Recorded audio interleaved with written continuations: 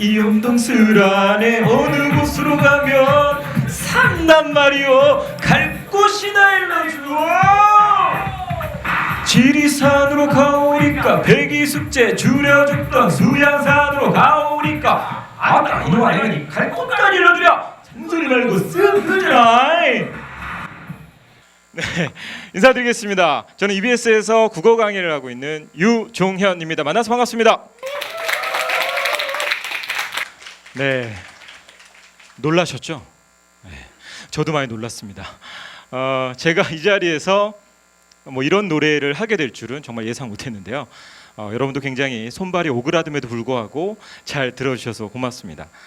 사실 이 노래는 여러분들은 잘 모르죠?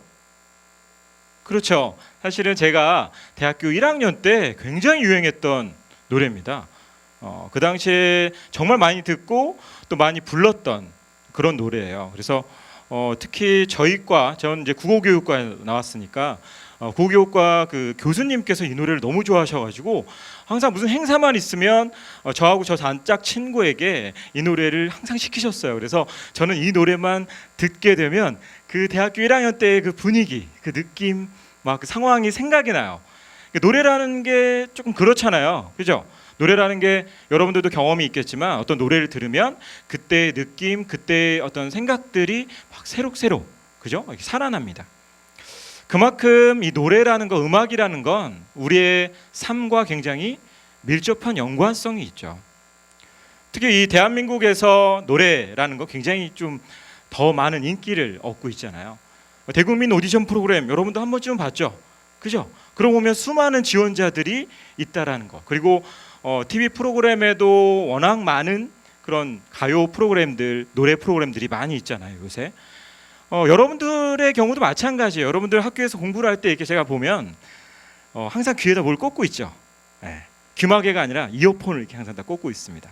그래서 막 이러면서 노래를 듣는 건지 음악을 듣는 건지 모를 정도로 노래를 항상 이렇게 들으면서 공부하는 모습을 많이 볼 수 있어요. 그러니까 결국 제가 초반에 이렇게 좀 무리하다 싶을 정도로 노래를 하면서 시작했던 이유는 노래라는 것이요, 이렇게 우리의 삶과 굉장히 밀접한 연관성이 있다라는 거, 그리고 우리가 굉장히 그 안에서 좋은 영향을 받고 있다라는 것을 이야기하고 싶어서 그랬어요. 그리고 결국 그걸 통해서 우리하고 정말 밀접한 국어라는 그 과목이 노래라는 것과 어떻게 연관이 되고 노래를 통해서 어떻게 또 국어를 알아갈 수 있는 것인지 그 부분에 대해서 한번 같이 얘기를 해보려고 합니다. 알겠죠? 네. 그러면 방금 제가 불렀던 흥보가 기가 막혀라는 노래를 한번 다시 보겠습니다. 한번 읽어보세요. 네. 어때요, 기분이? 그렇죠. 표정들이 굉장히 지금 당황스러운 표정이에요. 뭐냐면 아까 노래로 들었을 때 뭐 그런가 보다 하고 그냥 이러고 들었잖아요. 그런데 막상 이렇게 글로 보니까 마치 무슨 그 고전 문학을 보는 것 같죠? 그렇죠. 네. 실제로 그 노래가 판소리를 기반으로 한 노래이기는 해요. 그런데 여러분이 막상 그것을 노래가 아닌 글로 읽게 되면 마치 국어 시간 같은 느낌이 확 오죠. 그리고 엄동설안에 밑줄 치고 뭔가 써야 될 것 같아요. 그렇죠. 네. 그런 느낌을 갖게 된단 말이죠. 이 글이라는 건요, 특히 요즘 우리 학생들에게 이런 정도의 긴 글은 읽기가 싫어요, 솔직히. 그죠? 네. 두 줄 넘어가면 본능적인 거부감이 생겨버려요. 그죠? 왜 그런가 제가 한번 생각을 많이 해봤는데 요즘 학생들은 스마트폰 또는 인터넷을 아주 어려서부터 사용하는 세대란 말이죠. 그래서 이 댓글 문화에 굉장히 익숙하죠. 그래서 두 줄 정도의 이상 넘어가는 그런 글이 나오면 싫어요. 일단 아주 싫습니다. 긴 거에 대한 강한 거부감을 갖고 있을 수밖에 없어요. 그리고 막 줄여버리죠. 그런 의미에서 요즘에 우리는 어떤가에 대한 제가 나름의 퀴즈를 가져왔습니다. 자, 첫 번째 거는 뭐 비교적 쉬운 거죠. 이거는 뭐 아주 뭐 쉬운 단계입니다. 푸사가 뭐죠? 그렇죠. 프로필 사진입니다. 그죠? 그래서 요즘 SNS를 많이 하잖아요. 그래서 사진 딱 올려놓고 옆에 멘트가 빠지면 안 되죠. 나 오늘 좀 우울 뭐 이런 거 써놔야죠. 그죠? 네. 그래서 푸사라고 이제 줄임말을 많이 쓰고요. 생파는 그죠? 이거는 저 때도 썼어요. 그죠? 생일 파티의 줄임말. 심쿵은 요즘 노래가 나와가지고 제가 벌써 마음이 쿵쿵대는데요. 그죠? 그래서 심장이 쿵쿵댄다. 뭔가 이게 설렌다라는 표현을 이렇게 쓰더라고요. 훈남은 뭐 많이 들어봤죠, 역시. 훈훈해지는, 뭔가 아주 잘생기지는 않았지만 보기만 해도 마음이 좀 훈훈해지는, 바로 저. 네, 분위기가 더 안 좋아졌어요. 어쨌든 훈남이라는 말이 있고요. 완소라는 말도 아주 뭐 흔히 쓰는 말이죠. 완전 소중한, 이런 말이죠. 역시 저. 네, 분위기 갈수록 이상해져요. 바로 두 번째 단계로 한번 넘어가 보겠습니다. 자, 두 번째 단계는요, 조금 이제 난이도가 올라갔어요. 그죠? 여러분들은 다 알지만 저는 이거 보고서 정말 뭐지? 이런 생각을, 어머니 표정 보니까 좀 그럴 것 같아요. 그죠? 어머님 잘 모르시겠죠? 그죠? 첫 번째 안물은 뭐죠? 그죠? 안 물어봤어요, 이거죠. 다른 친구의 말을 이렇게 무시하거나 무지른다 그러죠. 그럴 때 많이 쓰는 말입니다. 별로 좋지는 않은 말인 것 같고, 저는. 넘사벽은 그렇죠. 넘을 수 없는 4차원의 벽이죠. 그걸 줄임말이에요. 그게 무슨 말이냐면요, 뭔가 그 어떤 대상, 사람이나 이런 게 나왔을 때 도저히 범접할 수 없는, 비교도 할 수 없는 수준의 어마어마한 차이가 나는 그 정도의 뛰어난 무언가를 봤을 때 넘사벽이다, 이렇게 얘기를 많이 한대요. 맞죠? 네. 생선은 뭔가요? 우리 어머니 하면 생선하면 뭐 요리할 생각 나시죠, 그죠? 네. 근데 생선은 뭐죠? 생일 선물이더라고요. 그래서 저는 생선 애들이 이렇게 얘기하는 걸 듣고 나서 아이들이 뭐 마트에 가나 이런 생각을 저도 했었어요. 정말 극혐이죠, 그죠? 자, 그래서 극혐이라는 건 극도로 혐오스럽다, 이런 거의 줄임말이라고 하더라고요. 이것도 좀 안 좋은 말인 것 같아요, 그죠? 뭔가 굉장히 싫을 때 쓰는 말인 것 같고, 갑툭 튀는, 갑자기 툭 튀어나온 거, 뭐 이렇게 쓸 때 하는 말이고요. 마지막은 뭐죠? 감사예요. 이거는 제가 언제 봤었냐면, 제가 EBS에 보면 제 강의에 수강후기 게시판이 있어요. 그래서 아주 가끔가다 글이 하나씩 올라와가지고 제가 설레는 마음으로 오늘은 누가 올렸지 막 이러면서 읽어보거든요. 뭔가 그 기대하는 마음을 가지고 딱 열었더니 이게 있어요. 그죠? 길게 쓰고 싶지 않아요. 저는 긴 걸 기대했는데 선생님 고맙고요, 선생님 잘생겼어요, 뭐 이런 걸 기대했는데 그냥 이걸로 끝나더라고요.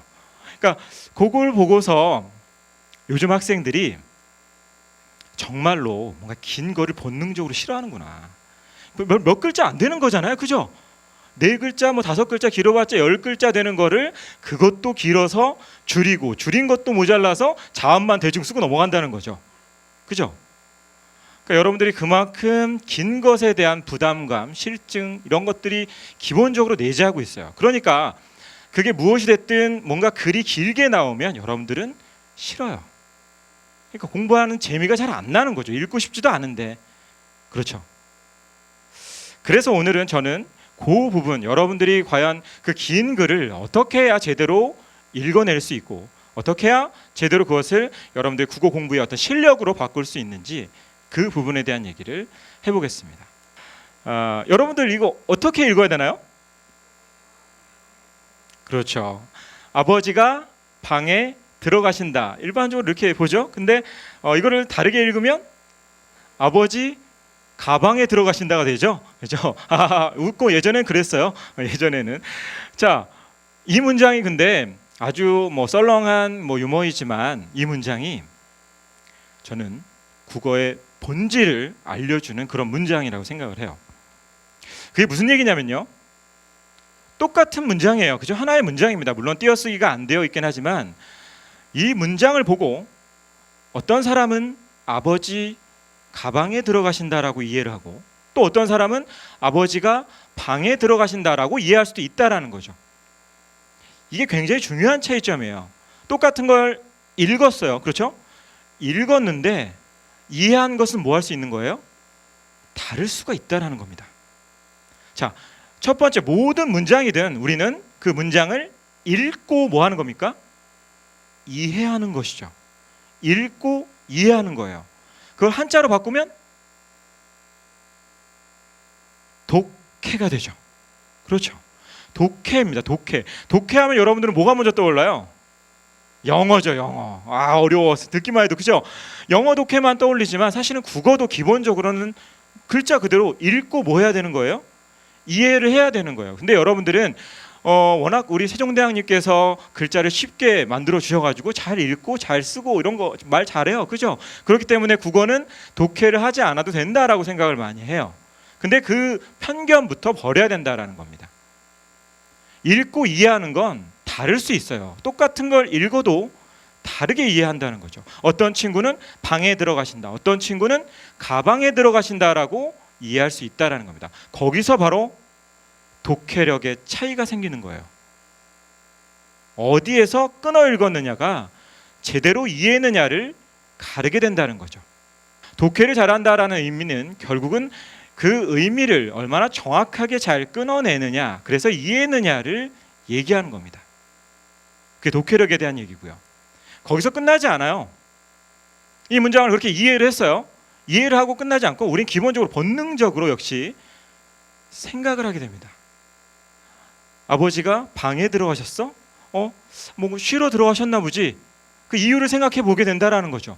그런데 또 다른 독해 있었죠. 아버지가 가방에 들어가셨어? 왜지? 이런 걸 생각을 하게 된다는 거죠. 우리가 글을 읽고 나면 기본적으로 그 이유나 이런 등등에 대해 상황에 대해서 생각을 하게 된다라는 겁니다. 생각한다. 역시 한자어로 바꾸면 그렇죠. 한자에 너무 강해요. 사고력이라고 할 수 있겠죠. 그죠? 그러니까 국어의 본질은 독해력과 사고력이라는 거죠. 그러니까 독해력이 기본으로 되어 있지 않으면 절대 뭘 할 수가 없는 거예요. 사고를 할 수가 없는 거예요. 그죠? 여러분들이 사고력 얘기는 많이 들었겠지만 기본적으로 독해가 되지 않는 친구들이 많은데 무조건 생각을 할 수가 없단 말이죠.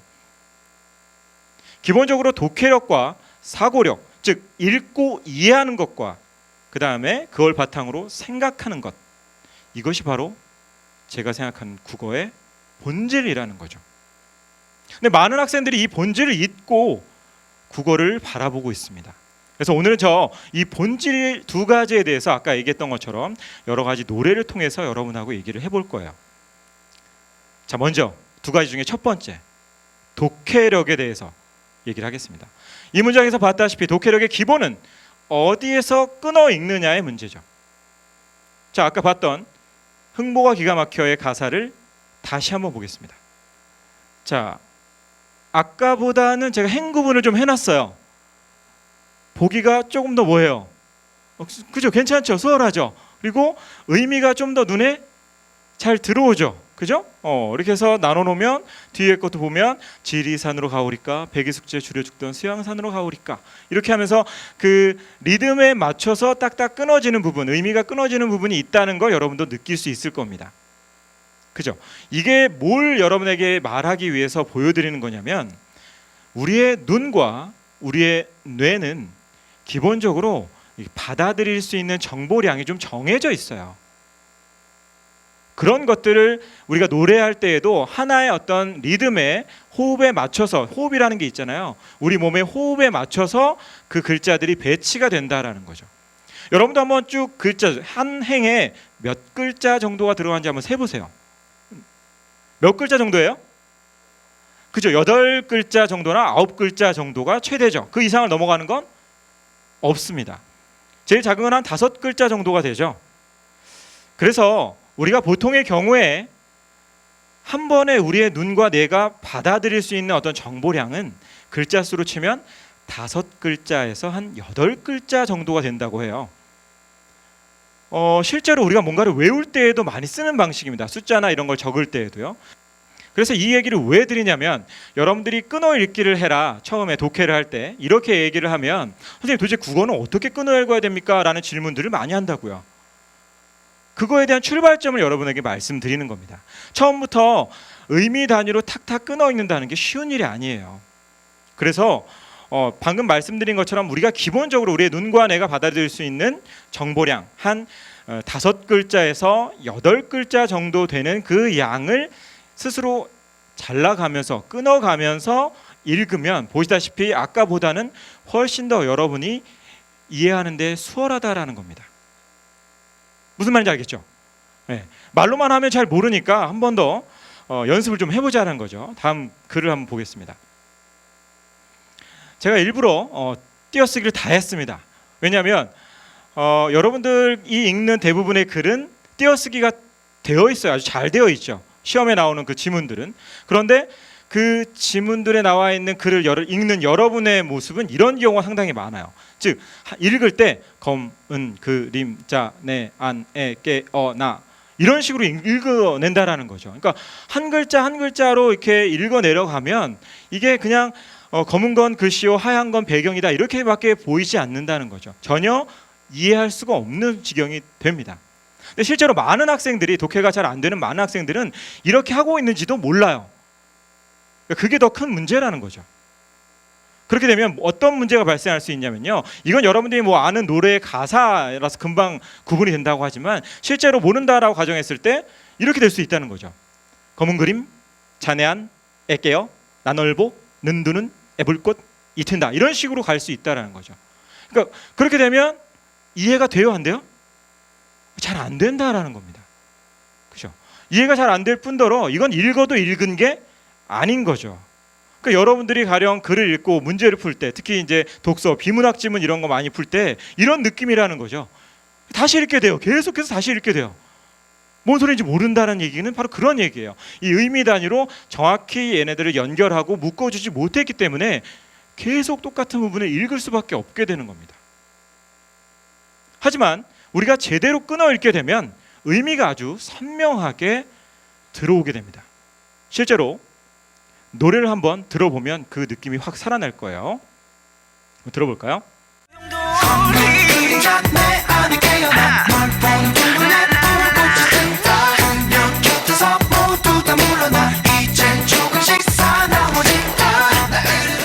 자, 아까와는 조금 다르죠, 그죠? 예, 아까 우리가 봤던 부분하고 다르게 방금 들었던 노래에서처럼 쭉 한번 리듬이 끊어지는 그런 부분에 따라서 이렇게 구분을 좀 해봤어요. 그렇죠? 그러면 글자 수를 한번 세보겠어요? 몇 글자씩입니까? 5에서 6글자 정도가 되겠죠? 그죠? 그렇게 되다 보니까 딱 보다시피 우리가 의미상으로 검은 그림자 내 안에 깨어나 이 하나의 의미 단위가 이렇게 딱딱 덩어리로 묶인다는 걸 알 수가 있다는 거죠. 아까처럼 우리가 오해할 수 있는 그런 독해를 하지 않는다라는 것이죠. 그러니까 그런 단위로 이 노래를 들었을 때에도 딱딱 끊어진다라는 것을 여러분들이 직접 확인할 수가 있다라는 거죠. 이거는 그래서 이 노래를 들었을 때 물론 그 노래도 워낙 좋지만 그죠? 노래도 좋지만 들었을 때 귀에 쏙쏙 박히는 리듬이 있다라는 것. 그 이유는 바로 이런 가사를 만들어 놨기 때문에 가사를 딱 5글자 정도, 6글자 정도로 딱딱 끊어지게 그 리듬에 맞춰서 만들어 놨기 때문에 우리가 본능적으로 귀에 쏙쏙 박히는 그런 리듬을 타게 된다라는 것이죠. 글자 수가. 조금 더 어려운 걸 한번 해보겠습니다. 자, 이거 훨씬 더 글씨가 많아졌습니다. 이건 뭐 어디서부터 어떻게 읽어야 될지 한번 읽어보십시오, 여러분들. 읽어보시면서 이게 도대체 어떤 내용일까? 뭐 아는 노래일 수도 있겠어요. 역시 노래의 가사입니다. 내가 원했던 건 뭐 이렇게 읽을 수도 있겠지만 뭐 예전에 그 고서 같은 거 보면 세로로 막 읽어야 되죠. 그죠? 그래서 내엇가 한 내위 난따 과이한 뭐 외국어 같기도 하고요. 네, 어쨌든 이런 기분이에요. 여러분들이 독서 지문 이런 거를 읽을 때 많은 학생들은 이런 상태로 지문을 보게 된다라는 거죠. 그래요, 실제로. 그러니까 답답한 거예요. 읽기도 싫어요. 그러니까 당연히 뭐가 와요? 잠이 오죠, 그죠? 자, 마찬가지로 이건 랩 가사인데 여러분들이 그 노래를 들으면서 어느 부분에서 그 호흡이 끊어지고 마디가 나뉘는지를 한번 역시 들어보도록 하겠습니다. Yo, 내가 원했던 건 열정을 버틴 몸이었지. 아들과 내 여자가 내일에 대한 고민 없이 난 철없던 놈이었지. 아직도 난 포기는 없지. 뭣도 아닌 내가 단 한 가지 떳떳할 수 있는 건 펜으로 움켜진 내 손이었지.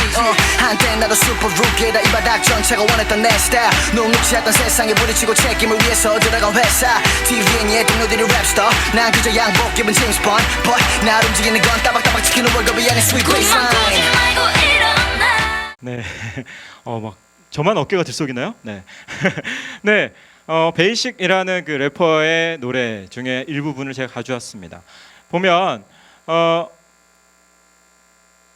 쭉 나눠놨어요. 그렇죠? 역시 마찬가지. 근데 아까보다는 글자 수가 좀 뭐해졌어요? 많아졌죠. 근데 많아졌음에도 불구하고 의미 단위로 딱 끊어지는 부분이 보이는 거는 라임이라는 게 있죠. 우리 랩 가사, 저도 뭐 자세히는 잘 모릅니다만 라임이라는 게 우리 시에서는 가군이라고도 하는데, 이런 거에 따라서 이렇게 쭉 의미가 구분된다라는 걸 볼 수가 있고, 그걸 기점으로 해서 비트와 이 마디가 있고, 그거에 따라서 이 랩 가사를 쓰는 사람이 그 안에 쓸 수 있는 자신의 말을 쓰는 거죠. 아무렇게나 막 쓰는 게 아니잖아요. 그렇죠? 아무리 말을 빨리 한다고 그래서 이걸 무조건 다 처음부터 끝까지 할 수는 없습니다. 방금 들어보셨던 것처럼 비트에 맞게, 그 마디에 맞게 이 랩 가사를 쓴다라는 거죠. 그러니까 자기가 할 수 있는 양이 뭐 여기서는 뭐 10글자 이상 되는 경우도 있지만, 어쨌든 그 안에 분명히 그 많은 단어들을 넣어야 된다라는 거죠. 그러니까 그 많은 정보를 여러분들이 좀 더 쉽게 이해하기 위해서는 이런 식으로 어쨌든 의미 단위로 끊어 읽는 연습을 해야 된다는 거죠. 왜냐? 이걸 쓴 사람도 이렇게 썼다라는 거죠. 쓴 사람도 이렇게 썼다라는 것은 결국은 읽는 사람도 이렇게 읽어야 쓴 사람의 의도에 맞게 제대로 독해를 할 수 있다라는 겁니다. 이거는 랩 가사만이 아니라 모든 노래 가사, 모든 글들이 다 마찬가지다라고 생각을 해도 돼요. 문학이든 비문학이든 독서 마찬가지입니다.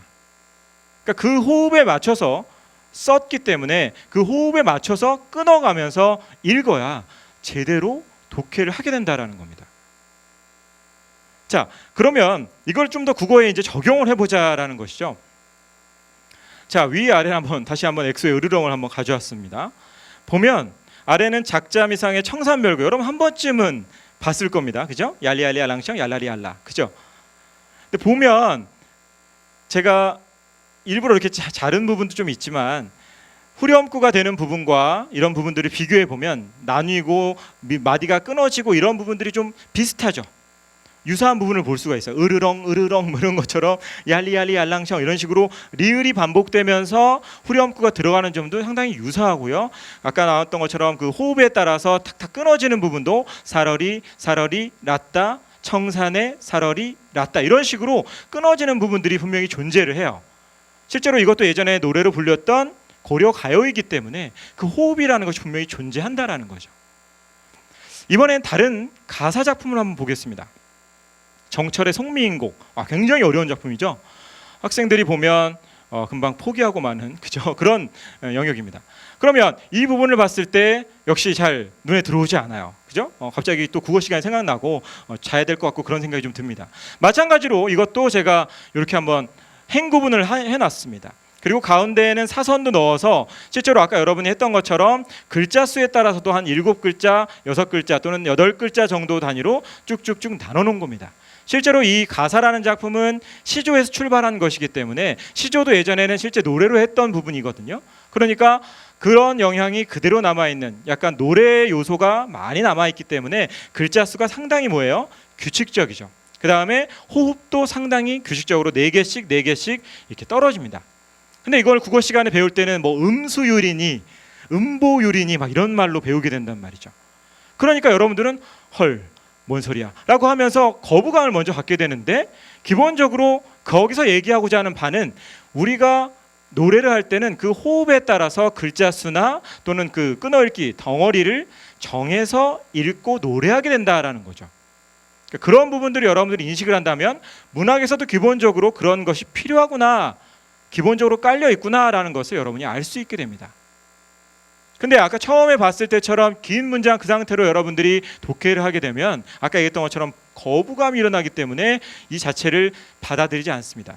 하지만 이렇게 잘라놓고 본다면 여러분들은 훨씬 더 수월하게 여러분들이 독해에 접근할 수 있다라는 것이죠. 그러면 많은 친구들이 그런 질문을 해요. 선생님, 이렇게 공부를 하면요, 하나 공부하는데 몇 시간 아니면 하루가 다 걸릴 수도 있겠네요. 그런 질문들을 많이 해요. 여러분도 그런 생각 할 겁니다.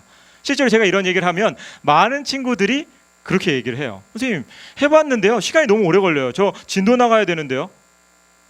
근데 여러분들이 진정한 국어 공부를 한다라는 건 양에 따라서 공부를 하는 게 아니라 질적인 공부를 해야 됩니다. 저는 이렇게 한 문장을 여러분들이 분석해내는 것이 훨씬 더 여러분에게 효과적인 공부가 된다라고 강력하게 얘기할 수 있어요. 뭐든지 진도만 나간다고 좋은 게 아닙니다. 국어 공부는 이 한 문장이라도 여러분들이 제대로 이해하고 넘어가는 것이 중요하다라는 거죠. 이해가 되지도 않은 상태에서 문제만 풀고 그래 맞았네 틀릴 수도 있지 뭐 이러면서 넘어가면 여러분들의 독해력, 사고력 그거 어느 것도 올라가지 않는다라는 거죠. 조금 처음에는 오래 걸립니다. 맞아요. 잘 되지도 않아요. 근데 하지만 얘기했던 것처럼 5글자에서 8글자 정도로 싹 끊어가면서 의미가 이제 여러분들이 이제 하다 보면 조금씩 더 커집니다. 끊어 읽는 범위가 점점 더 넓어져요. 그 얘기는 여러분들의 뭐가 독해력이 점점 상승한다라는 거예요. 그렇게 되면 여러분들은 실전에서 실제 수능 시험장에 가서도 훨씬 수월하게 남들보다 더 빠르게 독해를 하고 그리고 문제를 풀어낼 수 있게 되는 겁니다. 독해가 돼야 사고를 한다고 얘기했죠? 이게 안 되는 상황에서는 어떤 문제도 여러분들은 해결할 수가 없습니다. 알겠습니까? 좀 어렵지만 처음에 시작은 어려워요. 하지만 한다면 분명히 여러분들은 달라질 수 있을 겁니다. 그게 바로 독해력에 대한 얘기였습니다. 자, 두 번째로 이제 넘어가 보겠습니다. 두 번째는 뭐였죠? 한번 테스트 해볼까요? 사고력이었습니다. 대단합니다. 여기 오신 분들은 역시 훌륭합니다. 사고력이었죠. 우리 생각하는 힘에 대한 이야기입니다. 여러분 수업 시간에 보면 저를 이렇게 빤히 보고 있어요. 하지만 보고만 있지 여러분들의 머릿속은 이미 다른 생각으로 많이 가 있더라고요. 그죠? 그래서 이 잡생각이 사실은 꼬리에 꼬리를 문다라는 거. 그래서 여러분들 뭐 고민 있거나 막 이럴 때 했던 생각을 막 계속 반복하는 경우 있죠. 그죠? 그래서 이거 하다가 이러다가 선생님이 뭐라고 하면 뭐죠? 이러면서 다시 돌아오는 경우가 있을 겁니다. 그렇죠? 그러니까 생각이라는 건 이렇게 연결되고 연결되면서 확장이 되는 거예요. 아주 본능적인 거죠, 역시. 여러분들이 충분히 다 이미 하고 있는 것이고요. 그런데 이 생각이라는 건 아까 잡생각 여러분들 수업 시간에 보면 보였으면 좋겠어요. 여러분들이 잡생각 이렇게 잡아냈으면 좋겠는데 보이지가 않죠. 그죠? 생각이라는 게 보이지가 않기 때문에 이걸 키우기가 정말 힘들다라는 겁니다. 그죠? 보이면 어떻게든 키울 수 있겠는데 그런데 생각을 바꿔서 보이지 않는 거지만 뭐 하게 만들면 됩니까? 보이게 만들면 돼요. 그죠? 저는 생각에 이 연결되면서 확장되는 그런 거를 연결되고 연결되는 그 고리를 만들어주면서 실제로 그려보면 된다라고 얘기합니다. 그게 제가 이제 강의에서도 여러 차례 얘기했지만 생각나무라고 저는 이름을 붙였어요. 멋있죠? 자, 생각나무라는 건 그렇잖아요. 나무가 이렇게 막 커져서 가지도 생기고 가지가 뻗어 나가고 연결되죠. 그리고 뭐 열매도 맺게 되고. 그죠? 우리 생각이라는 것도 뿌리에서 뭔가 얻어서 여러 가지 정보들이 되고 어휘가 되겠죠. 그걸 바탕으로 해서 가지를 키우게 되고 열매도 맺게 되는 거죠. 생각이라는 게. 그래서 저는 생각나무라는 이름을 붙인 건데 사실은 여러분들이 그냥 쉽게 이해할 말로는 마인드맵 들어봤죠? 그죠? 이 마인드맵이라고 여러분들이 쉽게 이해하는 그런 걸 이용을 해서 여러분들의 생각을 확장시키고 넓히는 연습, 연결하고 그 연결 지으면서 관계에 대한 생각을 하게 되는 그런 걸 여러분들하고 지금 같이 볼 겁니다. 여수 밤바다 이 조명에 담긴 아름다운 얘기가 있어 내게 들려주고파 전화를 걸어 뭐 하고 있냐고 나는 지금 여수 밤바다 여수 밤바다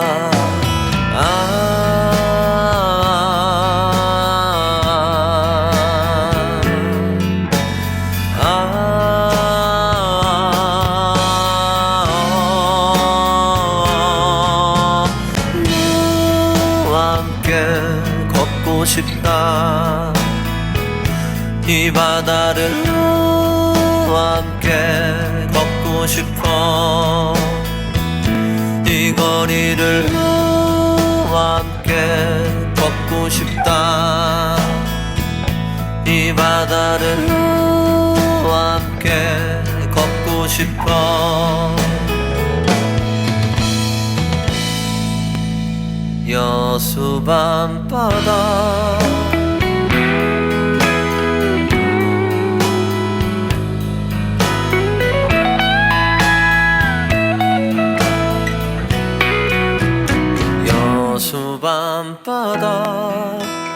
바람에 걸린 알 수 없는 향기가 있어 내게 전해주고파 전화를 걸어 뭐 하고 있냐고 나는 지금 여수 밤바다 여수 밤바다. 더 듣고 싶은데요. 제가 굉장히 좋아하는 노래입니다. 저는 사실은 뭐 여수 밤바다에 딱 한 번 가봤어요. 그래서 잘 몰라요, 사실은. 그리고 놀러 간 것도 아니고 다른 일로 갔기 때문에 물론 그 장면이 선명히 기억이 납니다만 실제로 이 노래가 나오기 전에 갔음에도 불구하고 이 노래를 들을 때마다 저는 그 한 장면이 아까 얘기했던 것처럼 노래를 들으니까 생생하게 그 이미지가 살아납니다. 여러분들도 아마 들어봤을 법한 노래인데 제가 이렇게 정리를 했어요. 그죠?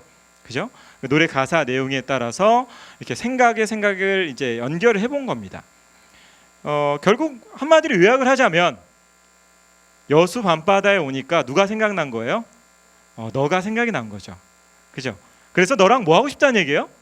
걷고 싶다라는 얘기예요. 몇 번 얘기했어요? 4번이나 제가 하트를 그려가지고 일부러 보여드렸지만 4번이나 걷고 싶다고 얘기한 건 정말 걷고 싶은 거죠. 네. 전화를 해서 전화가 이제 매개체가 될 수 있겠죠. 흔히 얘기하는 전화를 걸어서 너를 좀 불러냈으면 좋겠다. 그래서 이 밤바다를 너에게도 보여주고 싶다. 왜 이 밤바다에는 뭐가 있는데? 조명이 있고 바람이 있어. 이 조명에는 아름다운 얘기가 있는 것 같고 바람에는 알 수 없는 향기가 있는 것 같아. 혼자 갖고 싶지 않은 거죠. 여러분들도 아마 누군가를 좋아하는 마음 이런 것들이 생겨서 이미 알고 있는 친구도 많겠지만 혼자 뭔가 그렇잖아요. 좋은 거는 혼자 갖고 있기보다는 사랑하는 사람, 좋아하는 사람과 공유하고 싶죠.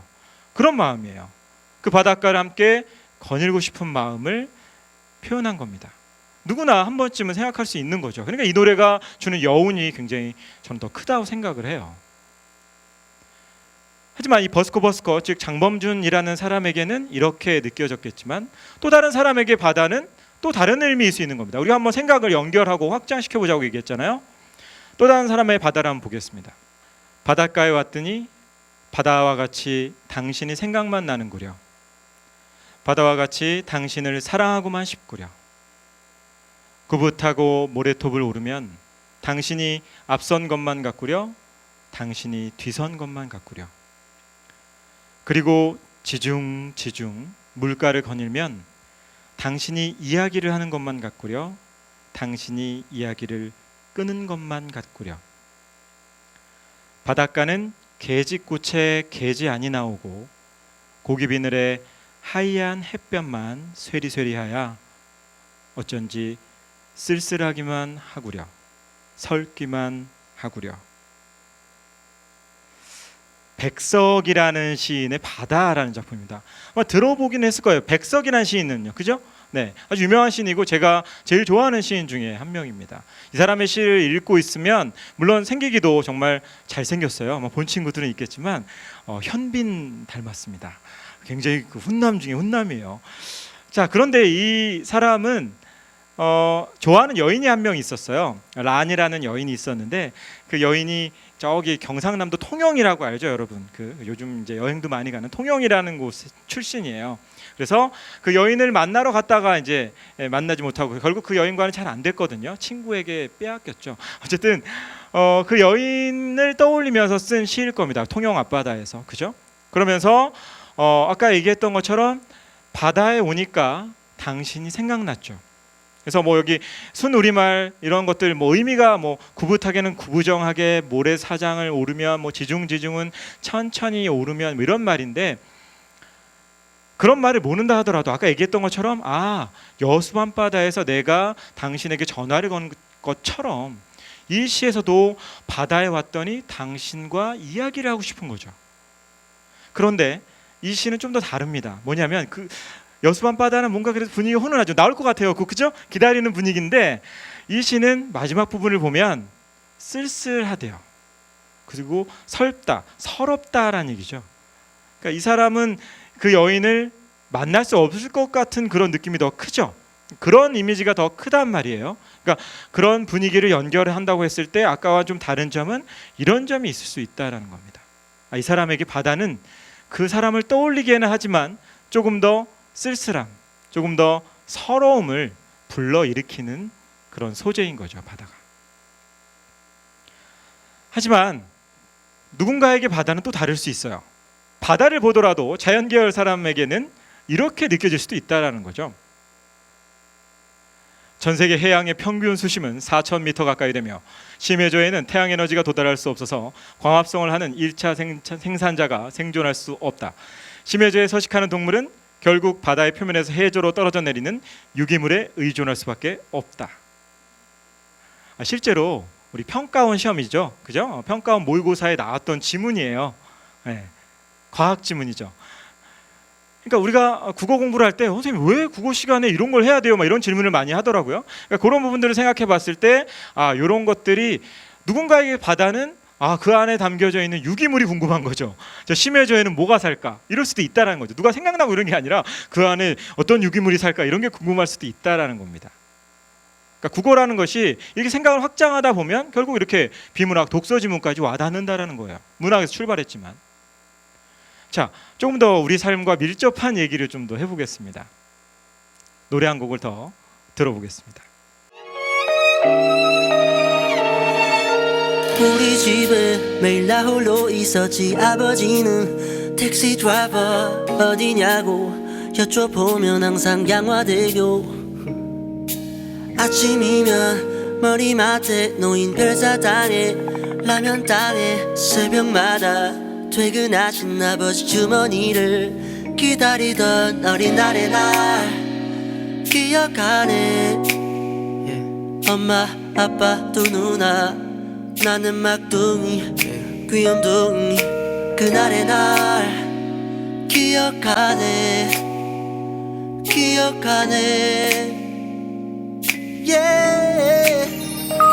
행복하자 우리 행복하자. 아프지 말고 행복하자 아프지 말고. 그래 내가 돈을 다 보내 엄마 100원만 했었는데 우리 엄마 아빠도 강아지도 이제 나를 바라보내. 전화가 오네 내 어머니네. 두루루루 아들 잘 지내니 어디냐고 물어보는 말에 나 양화대교 엄마 행복하자. 여러분도 요새 많이 들어봤을 겁니다, 그죠? 자이언티라는 가수의 양화대교라는 노래인데 좀 가슴이 좀 저는 이 노래를 들을 때마다 좀 뭉클해집니다. 예전과는 좀 다르게 조금 요새는 좀 이제 나이를 먹어서 그런지 예전과 다르게 이런 노래 들으면 마음이 좀 울컥해지고 정말 아버지, 어머니가 많이 떠오릅니다. 예전과 좀 다른 그런 느낌은 분명히 경험에서 많이 우러나오는 걸 겁니다. 정리를 한번 해볼까요? 이 시도 이렇게 좀 복잡하게 제가 그려봤습니다만 정리를 하면 결국은 이 세 개의 단어에서 연결할 수 있는 부분이 있는 거죠. 이 시에서 시가 아니죠. 제가 시처럼 막 설명을 해버리네요. 이 노래에서 결국 가장 중요한 소재는 양화대교라는 소재죠.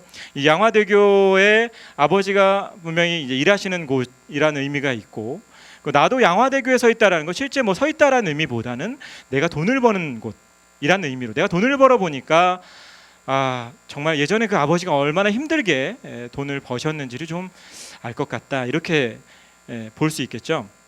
그래서 양화대교의 뭐 상징적 의미, 전 국어 선생님이니까 이런 거 얘기하면 결국은 그 일터, 사회생활, 삶의 어려움 이런 거죠. 하지만 어렸을 땐 그걸 몰라요. 여러분 나이 때는 아직 모를 수 있습니다. 그렇죠. 그렇기 때문에 이 사람도 나중에 되어서야, 자기가 돈을 벌어보고 나서야 아버지가 양화대교에 있을 때, 양화대교를 건너가실 때의 그 느낌을 이제는 비로소 알 수 있다라는 거죠. 그래서 이 사람이 얘기하기를, 물론 엄마한테 주로 얘기하고 있지만 결국은 가족들의 행복과 건강을 얘기하고 있는 거죠. 행복의 아주 기본적인 조건이 아프지 않는 것이잖아요, 그렇죠? 그러니까 그런 부분을 이야기하면서 많은 사람들의 어떤 공감을 불러 일으키는 거죠. 저도 이 노래 들었을 때 아까 얘기했던 것처럼 저희 아버지 생각나지 않을 수 없었어요. 그죠? 누군가에게 또 다른 의미의 아버지, 또 다른 의미의 어머니가 있을 겁니다. 그래서 제가 다른 작품을 또 하나 가져왔어요. 저 지붕 아래 제비집 너무도 작아 갓 태어난 새끼들만으로 가득 차고 어미는 둥지를 날개로 덮은 채 간신히 잠들었습니다. 바로 그 옆에 누가 박아 놓았을까요? 못 하나. 그 못이 아니었다면 아비는 어디서 밤을 지냈을까요? 못 위에 앉아 밤새 꾸벅거리는 제비를 눈이 뜨겁도록 올려다봅니다. 실업의 호주머니에서 만져지던 때 묻은 호두알은 쉽게 깨어지지 않고 그럴듯한 집 한 채 짓는 대신 못 하나 위에서 견디는 것으로 살아온 아비. 거리에선 아직도 흙바람이 몰려오나 봐요. 돌아오는 길 희미한 달빛은 그런대로 식구들의 손잡은 그림자를 만들어주기도 했지만 그러기엔 골목이 너무 좁았고 늘 한 걸음 늦게 따라오던 아버지의 그림자. 그 꾸벅거림을 기억나게 하는 못 하나 그 위의 잠. 이 나이덕이라는 시인의 못 위의 잠이라는 작품입니다.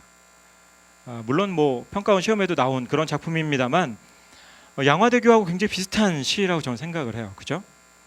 이 사람은 양화대교가 아니라 못 위, 못 알죠, 여러분? 벽에 박혀 있는 못 위에서 자본 사람 있어요? 없죠. 이 새 한 마리가 거기서 이제 위태롭게 잠자는 모습을 보면서 그 아버지의 그 어린 시절의 희생, 여기서는 아버지가 이제 일터에도 못 나가시는 실업 앞에 그런 얘기가 나오죠. 일자리가 없으신 거예요. 그럼에도 불구하고 아이들을 책임져야 되는 가장으로서의 느껴야 하는 그런 부담감, 책임감, 이런 것들을 떠올리게 된 거죠. 뭘 보고? 못 위에 잠자고 있는 새를 보고. 그러면 이 못 위에 잠이라는 건 결국 그 제비가 아버지를 떠올리게 했다는 점에서는 양화대교랑 역시 비슷한 부분이 좀 있는 것이죠. 그죠? 이 시도 마찬가지로 나중에 되어서 그 새를 보니까 아버지의 그 어린 시절의 고통과 아픔이 떠오르는 거죠. 막 뜨겁게 올려다 봤잖아요. 왜 뜨겁겠어요? 눈이 눈물이 날 것 같은 거죠. 비슷한 겁니다. 누구에게도 아버지 어머니는 뒤늦게서야 그랬지라고 하면서 생각을 하게 만든다라는 거죠. 그런데 이거는 뭐 하루아침에 또는 요즘의 이야기만은 아닐 겁니다. 옛날 사람들에게도 아버지 어머니가 있었죠. 어떤 글에서는 또 그 아버지 어머니와 자식과의 관계를 또 이렇게 얘기를 합니다. 정약용은 친민을 백성들이 효제자의 덕목을 실천하도록 이끄는 것이라 해석한다. 즉 백성들로 하여금 자식이 어버이를 사랑하여 효도하고 어버이가 자식을 사랑하여 자의 덕행을 실천하도록 이끄는 것이 친민이다라는 역시 우리 수능 평가원 시험에 나왔던 지문이에요. 정약용은 조선시대의 유명한 실학자죠. 아마 들어봤을 겁니다. 그 사람에게 효도, 여기 뭐 제는 형제간의 사랑, 자는 부모가 자녀에 대한 사랑 이렇게 얘기할 수 있는데 이때의 어떤 효도에 대한 개념은 이끄는 거죠. 백성들이 그렇게 하도록 이끄는 거였습니다. 그 당시에는 어떤 개인적인 문제라기보다는 지도자가 사람들을 그렇게 효도의 어떤 이야기, 덕목을 따를 수 있도록 이야기했다라는 것이죠. 이끌도록 설명을 해줘야 됐다라는 겁니다. 그러니까 그런 부분들, 옛날 사람들에게 효도는 무엇이었을까? 또 우리는 또 확장해 볼 수 있다라는 겁니다. 그러니까 생각이라는 것이 이렇게 연결되고 확장되면 그게 바로 어떻게 보면 공부를 하는 것이고요. 어떻게 보면 학문을 하는 기본적인 자세죠. 여러분들 대학을 가는 곳은 결국 대학 뭐예요? 큰 학문을 하는 곳이잖아요. 그러면 좀 더 여러분들의 생각과 이런 것들을 확장시켜야 되는데 그 확장적 사고를 할 줄 아는 것을 측정하는 시험이 수능 시험이라는 것이죠. 그러니까 공부도 당연히 그런 방향으로 이런 식으로 연결하는 방향으로 공부를 해야 여러분들이 결국 수능 시험에서도 좋은 성적을 얻을 수 있고 제가 볼 때는 대학에 가서도 굉장히 뛰어난 능력을 보유하게 되고 대학이 아니라 여러분들이 평생을 살면서도 교양을 쌓는 아니면 회사에서 무엇을 하든 간에 이런 능력이 있다면 훨씬 더 여러분들은 좋은 평가를 받을 수 있을 겁니다. 그래서 많은 사람들이 저한테 이렇게 질문을 해요. 국어 점수 오르는 법 또는 국어 공부 어떻게 해요? 많이 물어봅니다. 여러분들도 아마 인터넷 검색창에 치면 많은 것들이 쏟아져 나오죠. 뭐 개념 공부를 해야 된다, 문제풀이 해야 된다, 기출을 무조건 돌려야 된다, 또는 뭐 기술을 습득해야 된다, 매일 몇 개를 해야 된다, 뭐 이런 얘기들이 많이 나옵니다. 그리고 이 말이 저는 다 맞는 말이라고 생각을 해요. 맞아요. 맞으니까 다 이런 말들이 나오는 것이고. 근데 여러분들은 그래서 더 혼란스럽죠. 도대체 뭘 어떻게 하라는 거야? 뭘 따라야 되는 거지? 맞는 말이지만 여러분들은 근본적으로 하나 놓치고 있는 게 있습니다. 제가 생각하기에 공부라는 건요, 공부를 잘하게 된다는 것은 무엇을 하느냐의 문제보다는 어떻게 하느냐의 문제라는 거죠. 개념 공부를 하든 기출을 풀든 간에 무엇을 하는 그게 중요한 게 아니라 어떻게 하느냐가 정말 중요한 거죠. 아까 얘기했던 국어의 본질 두 가지를 여러분들이 얻어야 된다라는 방향으로 그 방법에 따라서 공부를 해야 되는 겁니다. 지금 했던 것처럼 독해를 하고 사고력을 늘리는 그런 방향으로 공부를 해야 된다라는 거죠. 근데 여러분들의 공부 방식은 그렇지 않은 경우가 상당히 많이 있어요. 그래서 항상 물어봅니다. 선생님, 교재를 좀 추천해 주세요. 근데 마찬가지로 국어를 잘하게 된다는 것은 어떠한 교재를 선택하느냐의 문제가 절대 아닙니다. 무슨 교재를 가지고 어떻게 공부하느냐가 문제라는 거죠. 저는 그래서 아까 뭐 대중가요의 가사들을 가지고 이렇게 막 정리하고 끊어읽기도 하고 요약 정리 이렇게 마인드맵 생각나무도 그려봤지만 그것도 굉장히 좋은 방법이라고 생각을 합니다. 여러분들이 처음부터 어려운 글을 읽으면 훨씬 더 공부하기가 싫어지고 재미가 없어요. 그렇기 때문에 여러분들이 국어를 잘하게 된다는 건 결국 어떤 교재가 아닌 어떻게 공부하느냐, 그리고 오늘 제가 보여드린 그 방법이 여러분들이 국어 공부를 가장 효율적으로 효과적으로 할 수 있는 방법이다라는 겁니다. 알겠습니까? 네. 그래서 마지막으로 제가 이제 강조하고 싶은 건 결국 국어를 그러면 왜 공부를 하는 것이냐, 본질적인 얘기죠, 사실은. 그랬을 때 아까 우리가 독해 한다고 얘기했잖아요. 그래요, 많이 읽어요. 이 세상에는 정말 읽을 거리들이 많이 있죠. 여러분 전자제품 하나를 사더라도 설명서가 있잖아요. 그 설명서를 보고 읽어야 이해하고 그걸 사용할 수 있잖아요. 그리고 내가 그걸 설명서를 안 읽는 이유는 내가 기존에 알고 있던 다른 전자제품의 사용 방법을 알고 있기 때문에 아 그래 이렇게 보면 되겠지라고 적용하고 생각을 확장시킬 수 있는 것이죠. 그렇기 때문에 저는 국어라는 것이 결국 우리의 생각을, 우리의 삶을 더 확장시켜주는 것이다. 그리고 더 풍요롭게 만들어주는 것이다 라는 얘기를 여러분에게 마지막으로 전달하고 싶었습니다. 긴 이야기 들어주셔서 고맙고요. 여러분들 항상 여러분들 꿈이 잘 이루어지는 걸 간절히 기도하겠습니다. 감사합니다. Blind faith to seeing as we're leaving. Blind faith, it's gone in the blink of an eye. Blind faith, as long as you are breathing.